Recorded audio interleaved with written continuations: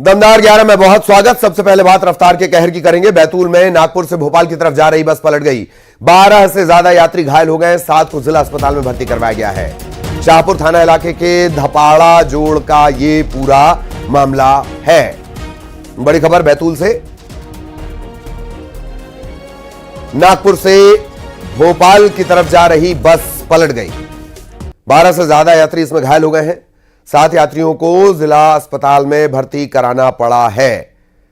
शाहपुर थाना इलाका लगता है और धपाड़ा जोड़ का ये पूरा मामला।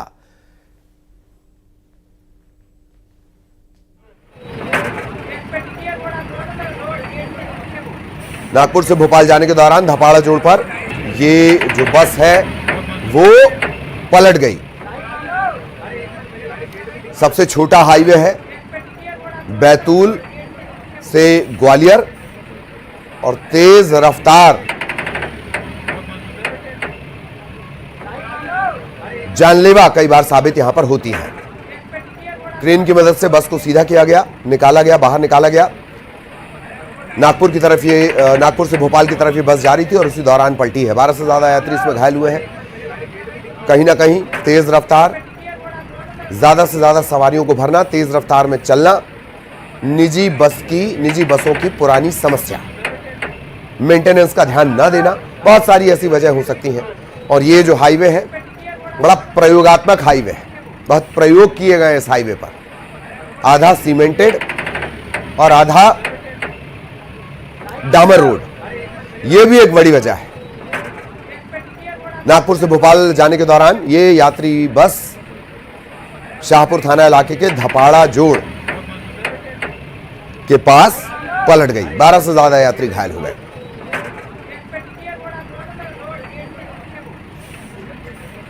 न्यूज़ 18 मध्य प्रदेश छत्तीसगढ़ पर ये एक्सक्लूसिव तस्वीरें आप देख रहे हैं। बस को इस तरह से निकालना पड़ा है। सड़क छोड़कर ये खेत में जा घुसी थी पलटते हुए।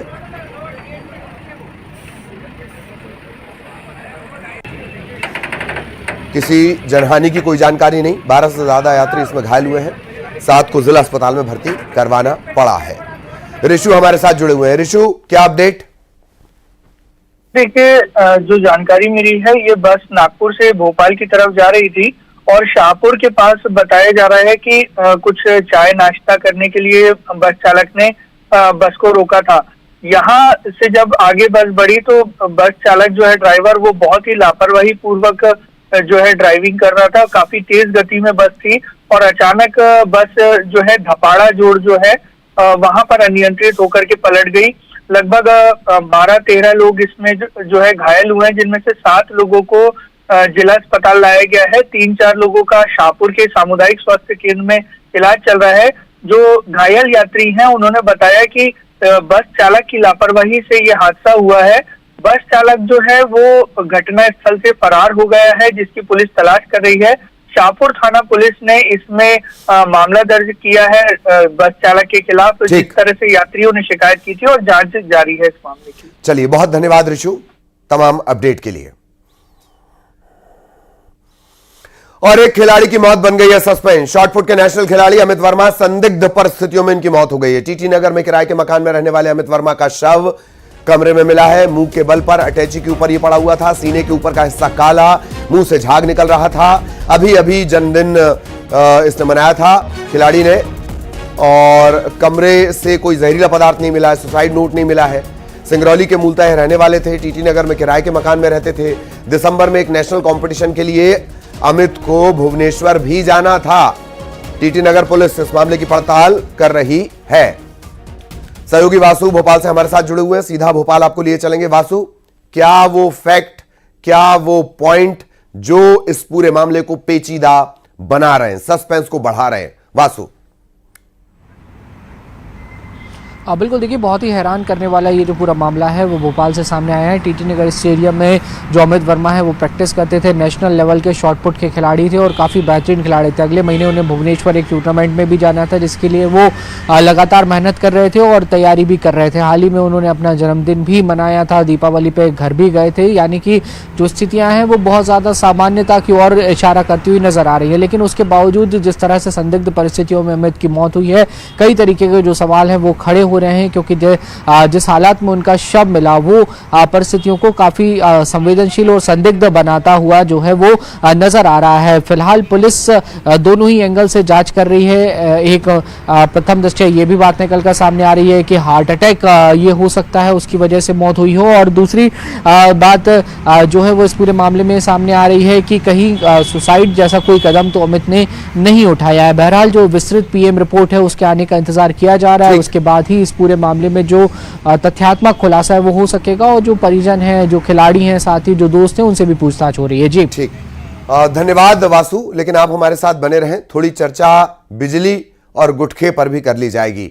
वासु हमारे साथ लगातार बने हुए हैं। इधर रीवा में बीजेपी के विधायक हैं प्रदीप पटेल, वो अपनी अनोखी पहल को लेकर चर्चा में हैं। उनका एक वीडियो सोशल मीडिया में वायरल है। इसमें वो एक युवक की मां से बात कर रहे हैं, युवक को गुटखा नहीं खाने की वो ताकीद देते हैं। युवक अपने गांव में ट्रांसफार्मर जल जाने के चलते बिजली नहीं आने की शिकायत लेकर विधायक के पास आया था। विधायक प्रदीप पटेल ने शिकायतकर्ता से उसकी मां को फोन लगवाया और कहा कि आपका बेटा गुटखा खाता है, जब तक ये गुटखा खाना नहीं छोड़ेगा तब तक गांव में ट्रांसफार्मर नहीं बदला जाएगा, बिजली नहीं आएगी। कि तुम गुटखा छोड़ दो, ये हमारे पास आए हैं कि ट्रांसफार्मर जल गया लगवाना है।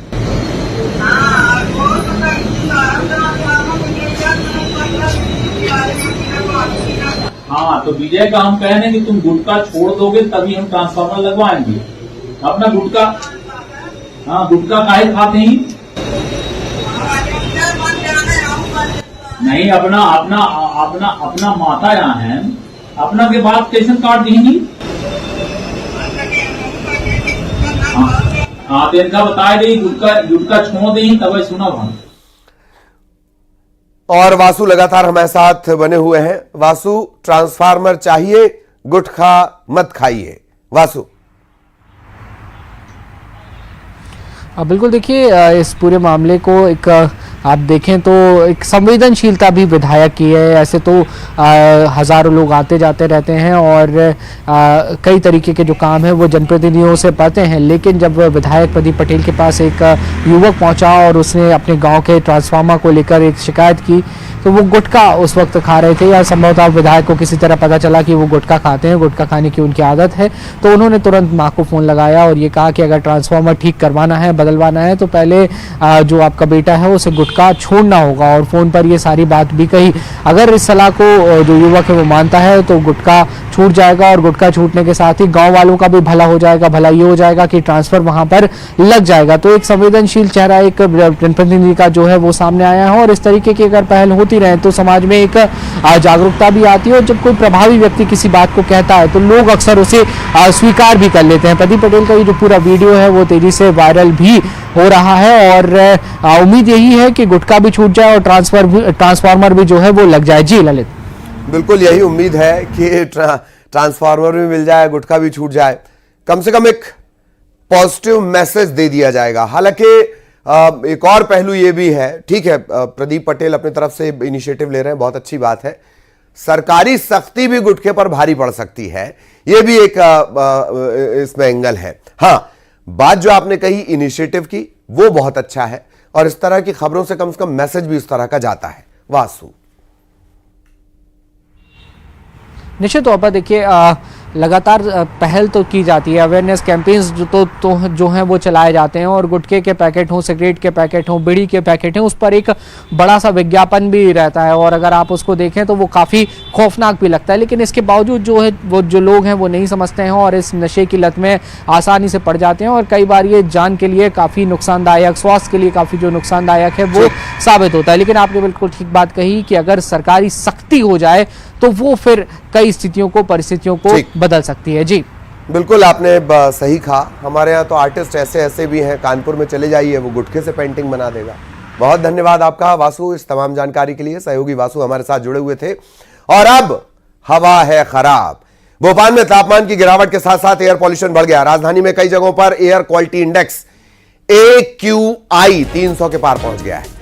पर्यावरण परिसर का ही जो AQI है वो 323 है। पराली जलाने के चलते प्रदूषण बढ़ने की आशंका जताई गई है। भोपाल के मंडीदीप, गोविंदपुरा, ये बड़े इंडस्ट्रियल एरिया हैं। यहां की हवा का स्तर भी, यहां की जो हवा है वो भी खराब हो रही है।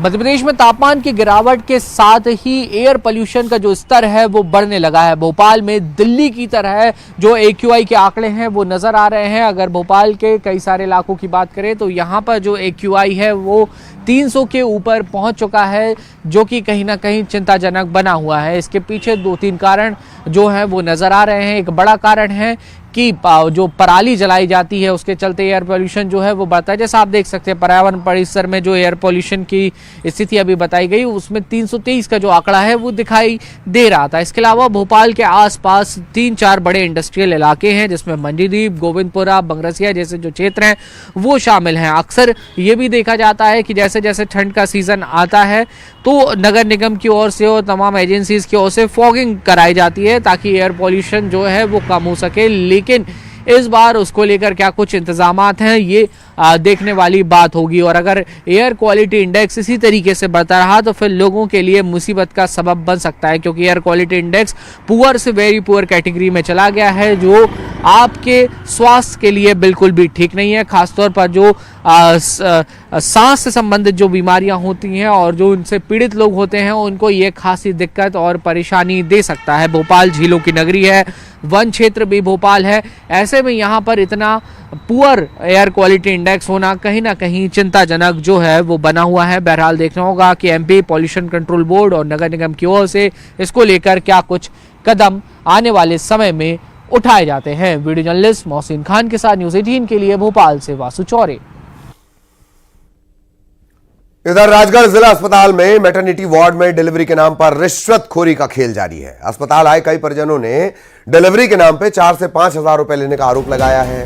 रिश्वत नहीं देने पर गर्भवती महिला को भोपाल रेफर कर दिया जाता है, ऐसा भी परिजनों का कहना है। बीजेपी जिला उपाध्यक्ष की माने तो कम से कम 25 महिलाओं ने नॉर्मल डिलीवरी के नाम पर रिश्वत लेने की शिकायत की है। आरोप यह भी कि मरीजों के परिजनों से रिश्वत के पैसे डिब्बे में रखवा लेने के बाद डिलीवरी करवाई जा रही है। परिजनों ने भी कई बार प्रशासन से शिकायत की, लेकिन महकमा खामोश है। तुम्हारी लाड़ी के पानी नहीं है पेट में और नॉर्मल डिलीवरी नहीं करो और ऑपरेशन से डिलीवरी करो, और डॉक्टर ने बोली 5-11,000 रुपया लूँगी डिलीवरी करवा वास्ते। किन की डिलीवरी होनी थी? हमारी बेटी हो गई डिलीवरी? हो तो नॉर्मल हुई? कैसे हुई? नॉर्मल हुई। नॉर्मल हो गई तो बार-बार नहीं बोली, रेफर करने का बोला डॉक्टर ने। तो फिर मैंने पैसे करवाए। पैसे दिए आपने? कितने रुपए दिए? 5,000 रुपए। अस्पताल में क्यों आए थे आप? डिलीवरी की। किन की डिलीवरी होना थी? बेटी की। हो गई डिलीवरी? हो गई। कितने रुपए लिए डॉक्टर ने? 4,000। राजगढ़ जिला अस्पताल में मेरी बहन एडमिट हुई तो नॉर्मल डिलीवरी के लिए यहाँ पे मना कर दिया गया। यहाँ पे कहा गया कि अगर आपको नॉर्मल डिलीवरी करवानी हो तो आपको पैसे देने पड़ेंगे, अगर पैसे नहीं देता हो तो आपको बाहर रेफर किया जाएगा। कितने रुपए देने पड़ेंगे?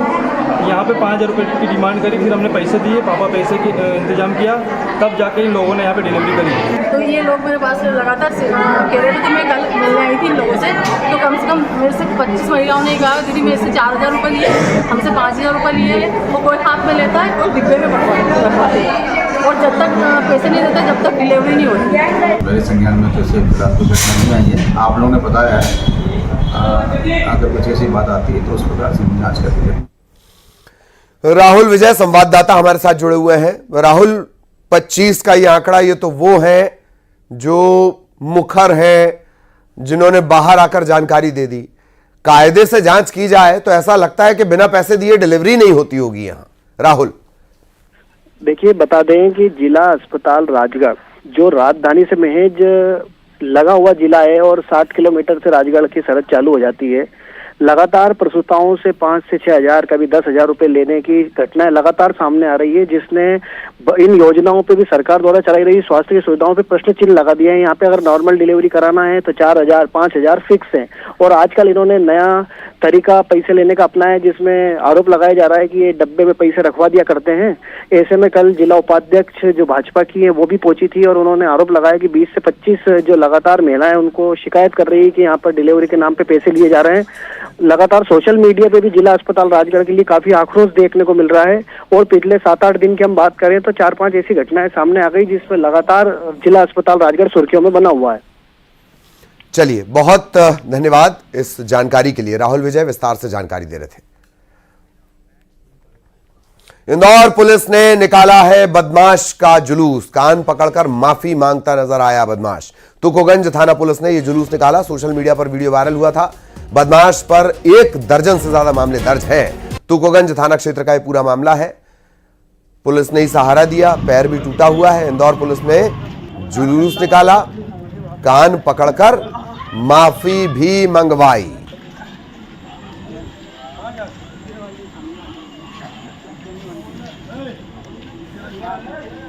और न्यूज 18 पर ये एक्सक्लूसिव तस्वीरें इस वक्त आप देख रहे हैं। कान पकड़कर माफी, सारी रंगदारी हवा हो गई है। तुकोगंज थाना पुलिस ने ये जुलूस निकलवाया।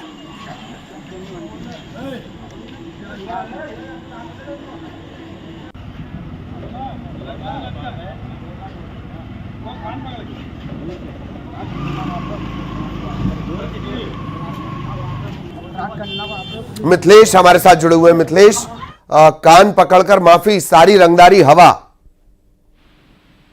जी बिल्कुल, और इस वक्त मिनी मुंबई में ऐसे ही कुछ तस्वीर नजर आ रही है जिसमें इंदौर पुलिस ने अब अलग अलग स्लोगन भी बना लिए हैं। पहला स्लोगन है कि अपराध करना जो है वो पाप है और इंदौर पुलिस इनकी पाप है, इन बदमाशों की। और देखिए, जब से संतोष सिंह इंदौर पुलिस कमिश्नर बने हैं उसके बाद इस तरीके की जो तस्वीर है लगातार देखने को मिल रही है। आज से करीब 6-7 साल पहले जब इंदौर के डीआईजी थे इसी शहर में, तभी लगातार बदमाशों के टूटे हुए हाथ पांव नजर आते थे। जब वो आए तो उस वक्त ये चर्चा हो रही थी कि अब बदमाश जो है सही सलामत नजर नहीं आएंगे। और देखिए, अब कहीं ना कहीं से तस्वीर भी आने लगी। ये बदमाश जहां रंगदारी करते हैं वहीं गुंडा जुलूस निकाला जाता है, लेकिन एक पांव, एक हाथ में प्लास्टर बीन जरूर नजर आता है, टूटे हुए हाथ पांव है। यानी बड़ा मैसेज है। और पुलिस ने अब लगातार अब इन अपराधियों को चिन्हित कर लिया है कि अब इन पर बड़ी कार्रवाई की जाएगी।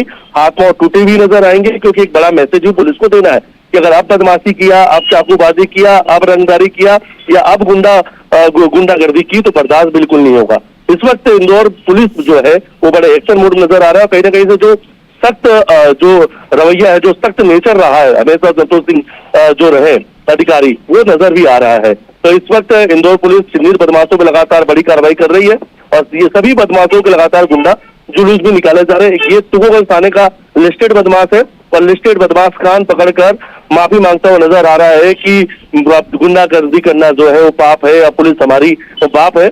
और लगातार ये तस्वीर अब इंदौर से सामने आ रही है। बिल्कुल बिल्कुल, धन्यवाद मिथिलेश इस जानकारी के लिए। इधर प्रदेश में कानून व्यवस्था पर कांग्रेस के सवाल पर पूर्व मंत्री अजय चंद्राकर ने निशाना साधा। अजय चंद्राकर ने आरोप लगाया कि जो भी बड़े अपराध हुए उनका कांग्रेस से संबंध है। कांग्रेस को अपराध, एनकाउंटर, नक्सली घटनाओं के बारे में नैतिक अधिकार नहीं है बात करने का। चंद्राकर ने दीपक बैज को भूपेश बघेल का प्रवक्ता भी बताया।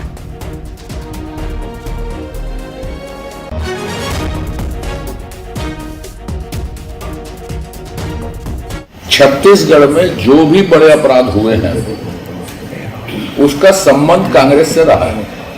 आज भी ड्रंक एंड ड्राइव में एक पदाधिकारी को कांग्रेस ने निकाला है NSUI के, दारू पी के गाड़ी चलाते हुए। आज भी तो कांग्रेस को अपराध के बारे में, एनकाउंटर के बारे में, नक्सलियों के बारे में बात करने का कोई नैतिक अधिकारी नहीं है। और दीपक बैज जी तो जिस तरह से बयान दे रहे हैं वो कांग्रेस के अध्यक्ष नहीं लगते, वो कांग्रेस के भूपेश बघेल के प्रवक्ता लगते हैं मुझको। सुशील आनंद की जगह में उनको होना चाहिए। ग्वालियर में 3 दिन की दिव्यांग बच्ची की गला घोटकर हत्या करने वाली उसकी दादी को जिला अदालत ने उम्र कैद की सजा सुनाई है। इसके अलावा 1000 रुपए का जुर्माना लगाया गया। मामला 23 मार्च 2024 का है, जहां बहू के दिव्यांग बेटी को जन्म देने पर सास नाराज हो गई थी। अस्पताल में 26 मार्च की रात बच्ची की दादी ने चादर में लपेटकर बच्ची का गला घोट दिया, उसकी मौत हो गई। पुलिस को बच्ची की मां ने संदिग्ध मौत बताया। जब शव का पोस्टमार्टम हुआ तो सच्चाई सामने आई। हत्या की पुष्टि होने के बाद कंपू पुलिस ने दादी को गिरफ्तार कर जेल भेजा। 9 जुलाई को मामला जिला अदालत पहुंचा। 4 महीने सुनवाई चली। जिला अदालत ने बच्ची की दादी को हत्या का जिम्मेदार माना।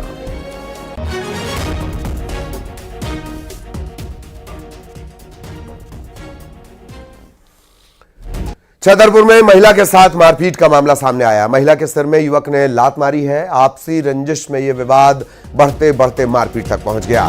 महिला के साथ मारपीट की गई। महिला की शिकायत पर मामला दर्ज कर लिया गया है। सिविल लाइन थाना इलाका लगता है। सिविल लाइन थाना इलाके के देरी रोड की यह पूरी घटना है। महिला के साथ मारपीट।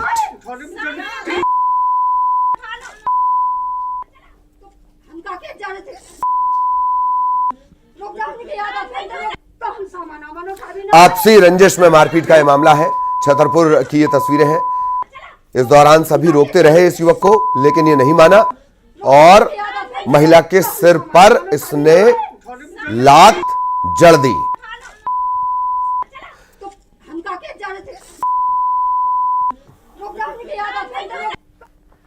ग्वालियर में प्याज से भरे ट्रक ने बाइक को टक्कर मार दी। बाइक सवार की मौके पर मौत हो गई।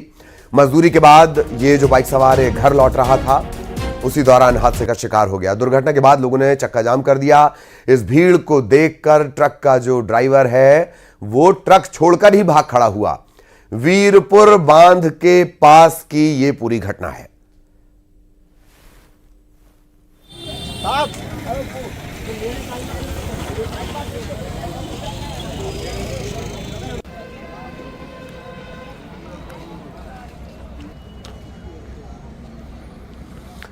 भिंड में नगर पालिका के दो तत्कालीन सीएमओ पर केस दर्ज हुआ है। दो सीएमओ समेत 6 कर्मचारियों पर एफआईआर हुई है। सुरेंद्र शर्मा, वीरेंद्र तिवारी, इनके अलावा 4 और यानी 6 लोगों पर केस दर्ज। संबल योजना में भ्रष्टाचार का यह आरोप है। 3 करोड़ 4 लाख का यह घोटाला है। कलेक्टर एसपी के निर्देश पर यह एक्शन लिया गया। एफआईआर दर्ज की गई है। शहर कोतवाली थाना क्षेत्र का पूरा मामला है। दो तत्कालीन सीएमओ सुरेंद्र शर्मा और वीरेंद्र तिवारी, ऐसे इनको मिला के 4 और कर्मचारी, धोखाधड़ी और बाकी धाराओं में मामला दर्ज किया गया है। ये पहली बार हो रहा है कि भ्रष्टाचार की जांच में एक साथ 2 सीएमओ पर मामला दर्ज हुआ। संबल और कर्मकार मंडल योजना में नगर पालिका भिंड में 3 करोड़ 4 लाख का घोटाले का ये पूरा मामला है। क्लाइमेट चेंज होने की वजह से जो गौरी सरोवर में मछलियां रहती हैं, तो क्लाइमेट ठंडा होने से और पानी के में जो मछलियां हैं, जीव जंतु हैं, वो नीचे गर्म होता है और उसकी वजह से ऑक्सीजन न मिलने के कारण। इधर इंदौर में दीपावली पर सजावट के लिए लगाई गई लाइट में शॉर्ट सर्किट हो गया है। शॉर्ट सर्किट के चलते आग लग गई। दिव्यांग बुजुर्ग महिला ने फायर ब्रिगेड को सूचना दी है। तुकोगंज पुलिस ने समय रहते इस बुजुर्ग को घर से निकाल लिया। आग पर फायर ब्रिगेड ने भी काबू पा लिया है। तुकोगंज थाना इलाके के मुंबई चाल की यह घटना है।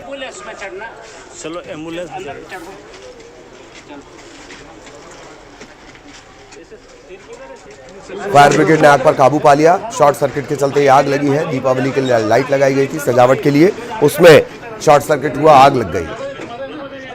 ये दिव्यांग बुजुर्ग महिला, इन्होंने ही इत्तला की और समय रहते इन्हें बाहर भी निकाल लिया गया। आग पर भी काबू पा लिया गया है।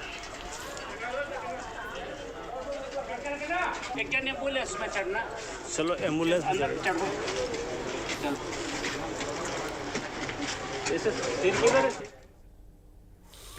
और दमदार 11 में इतना ही। खबरें जारी रहेंगी।